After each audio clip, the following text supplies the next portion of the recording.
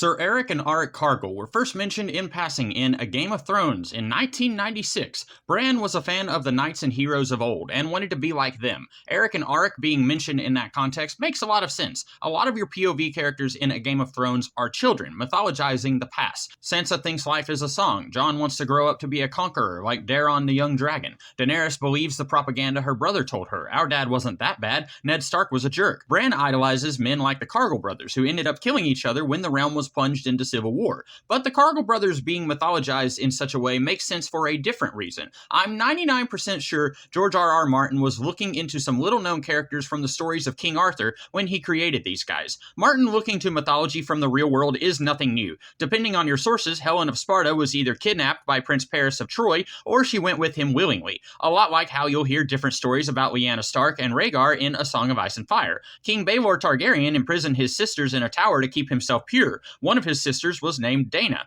Greek mythology, Acrisius imprisoned his daughter Dana in a tower because of a prophecy that his grandson would kill him. Both Danas ended up having kids despite their imprisonment. How do real-world myths inform the characters of Eric and Auric? Thomas Malory synthesized a lot of pre-existing King Arthur stories in his L'Amour de Arthur and recreated Sir Balin with his brother Sir Balin. We're told Balin was imprisoned for killing one of Arthur's cousins, but we're also told only the most virtuous knight in Arthur's court could draw his sword. However, the lady with the sword who says that, Merlin later shows up and says she's a dirty little liar, so maybe Balin wasn't that virtuous after all. When Arthur banishes Balin for beheading the Lady of the Lake because she wanted either his head or the head of Malvis, the lady who brought the sword, Balin goes on some adventures, stabbing a dude in the groin, causing ruin and despair to overtake the land. And then he shows up at a castle where he gets in a fight with a mysterious knight. If you're familiar with the Cargill brothers, you can probably see where this is going. Spoilers, this defender of the castle is Balin's brother Balan. They ended up killing each other, one outliving the other only by a few hours. Martin doesn't take this exact story beat for beat and use it with Eric and Auric,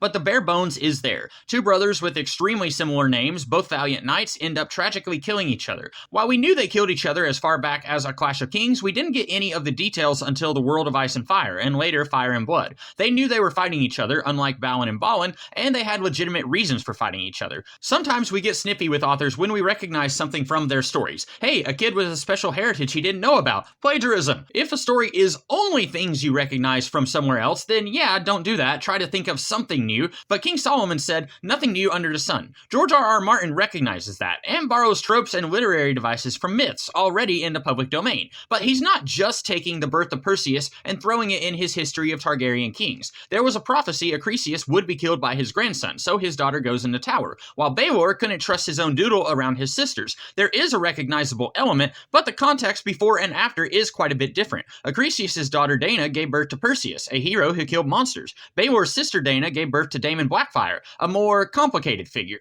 Next time you see a story and think, I've seen that before, think about it. Is this straight up stealing something with no thought about how it might work in a different context? Tolkien, in building his history of Middle-earth, borrowed from Finnish mythology, the Bible. He even had an island hidden from men, Avalone, which sounds a lot like Avalon from Arthuriana, an island hidden from men. And if Tolkien was okay with borrowing a little but making some changes, I think we can make some allowances for other authors.